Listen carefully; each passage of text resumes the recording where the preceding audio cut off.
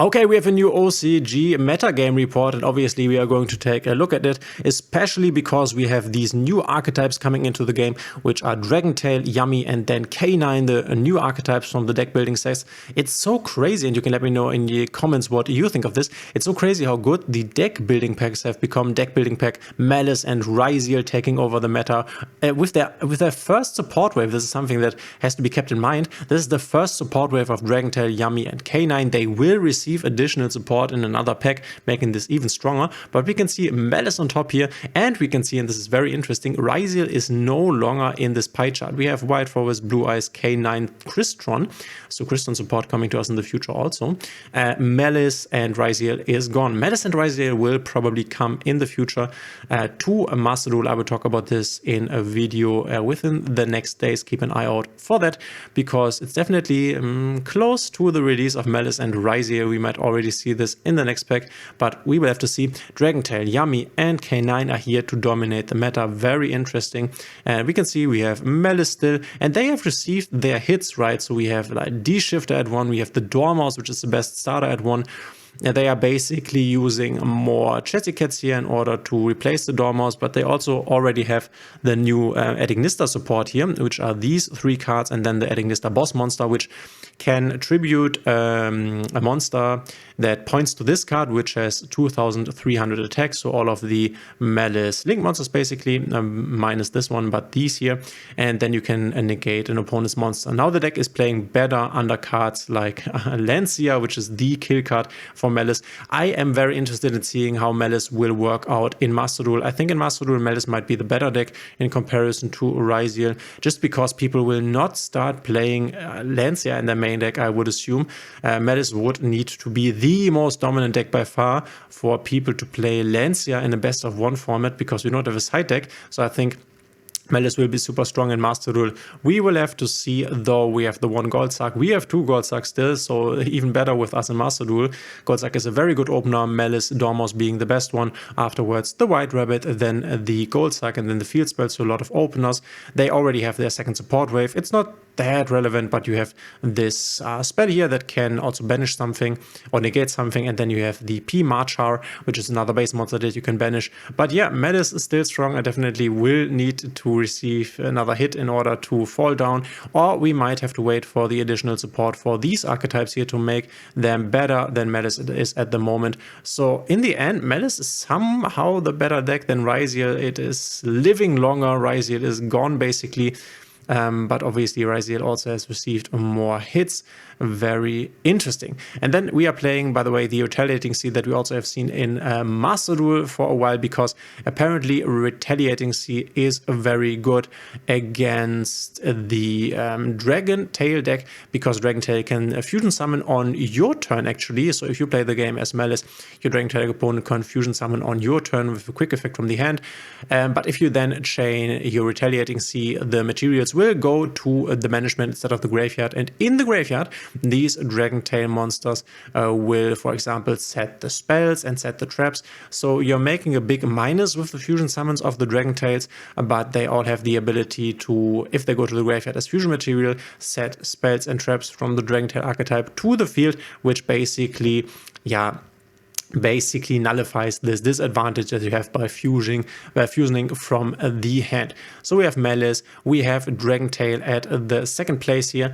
I have to say I'm not super knowledgeable in how this deck operates. I know that this guy here, the scorpion looking guy, can fusion summon from the hand, quick effect in the main phase, so on your turn or on your opponent's turn, and this is quite nice. These traps I think can destroy, but they are also describing to us how the end board looks like for Dragontail. We have Dragontail Horn.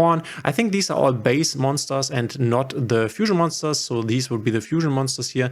I think the only fusion monster is the Dragontail Altharion, which should be this one here, but the other ones are the base monsters. I think Dragontail Horn returns 1 attack position monster to the hand or extra deck, and then place one Dragon Tail card from the graveyard or banishment on the bottom of the deck and draw one card. Very nice. We can quickly take a look at the amount of non-engine. There's quite a lot of non-engine. We are also playing Bestial, so that is a good strategy. So we can return an attack position monster, Dragon Tail Flame, negates one face-up spell, then place one Dragon Tail card from graveyard or banishment on the bottom and draw one card. So we are drawing 2 cards here. Very nice. Also recycling our resources with this deck. Dragon Tail Grammel destroys one of our opponent's cards, and then Dragon Tail Flimea, fusion summon into Dragon Tail Atharion, which is the boss monster here, I think, correct me if I'm wrong, to, unfortunately we can't see the names here, to return 1 or 2 monsters to the hand, or fusion summon Mysterio in the Dagon Crown to banish one monster special summoned by monster effect. So this might not look like much, but 4 disruptions are normally enough to stop your opponent, especially if you can reach this with, I think this is a 1-card combo only with Dragon Tail Lucias and a monster card that you can use for the fusion summon, I presume. And then you will also have set like some of these traps and spells. You have hand traps, you draw 2 cards. Obviously this is super strong. We are playing Blue Eyes Tyrant Dragon, and it seems like we can make it and reset the Dragon Tail cards. Very, very interesting. Definitely looking forward to these archetypes. You can also combine this with Branded Despair. I've seen this. And then we have Yummy, the deck with the little pearly looking monsters that can go into the synchro summons with their Link 1, the Snatchy.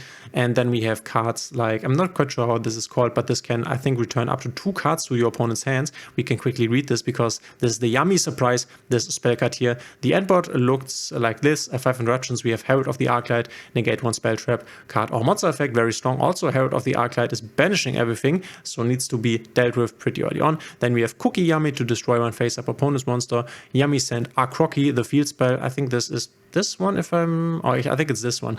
The field spell can destroy one of your opponent's cards, and then Cookie Yummy Way changes 2 opponent's monsters to face down defense position. Yummy Way would be one of the synchro monsters. I think it's this one here. And then we have the Yummy Surprise, which is this quick play spell here. Returns 2 opponent's cards to the hand, obviously very strong, and we can achieve this with, I think, 1 card combo opening with Cookie Yummy, and any random card can end up on this board. So very, very strong. It's funny, we are playing this Obedience Cooled, which basically says you can special summon 3 level 1 beast monsters or something to the field, which you can summon all of them, which is an insane starter. I have bought this card over on Card Market because it has no reprint, and we are playing this at free. So this is me investing into Yu-Gi-Oh cards to make a profit. It's fun. Makes sense. Let's see how this works out. Obviously in the extra deck we can see, in the side deck we can see the Lancias. The Lancias are everywhere. We can also see the Lancias here. This is what we need to play against Malice. Also there is the last Mulch army that we don't have at the moment, which is the Nihilus or the Meowls, which can get you a card anytime your opponent summons from the graveyard or the banishment. Super nice against Malice, obviously. And then we have K9, which is the archetype I am honestly least familiar with. K9 are these cards that can activate if your opponent activates a hand trap, and then they can special summon this. They can also play on your opponent's turn. Let's see what their end board has in store for us. The end board consists of 5 disruptions, K9, 17 Ripper. Not sure what this is. Maybe one of the extra deck monsters, maybe one of the base monsters. This is the least interesting archetype, in my opinion. Negates 1 monster effect that activates in the hand or graveyard. Okay, not bad, but also not super great. Number C14, Umbral Horror Masquerade, negates 1 opponent's monster effect, send 1 random card from opponent's hand to the graveyard and half opponent's life points. Okay, oh, this is strong. Negate 1 opponent monster, send 1 random card. I mean, the half life points doesn't really matter, but this is strong. Chrono Melee Vimana negates 1 monster. K9 X-Force Liberation destroys 1 opponent's cards, and X-Werewolf looks at opponent's hands and banish 1 card from it face up until the end phase. Actually very, very strong. Interesting interruptions here. No super hard Omni-Negate interruptions, but this is something that you can see for all of these decks. We don't have these very Omni-Negate-ish interruptions, which I think is quite nice, making the game more interesting. I like this. We are also not playing like Baron de Fleur or some like generic boss monsters here. We are mostly playing the boss monsters of the archetype, which I think is quite nice, making the meta more variable. more diverse. And then we can see here's also a K9 Crystron version. We will also get the Crystron stuff, the new Crystron support. Look at these combo lines, crazy. You can combine this with K9 apparently.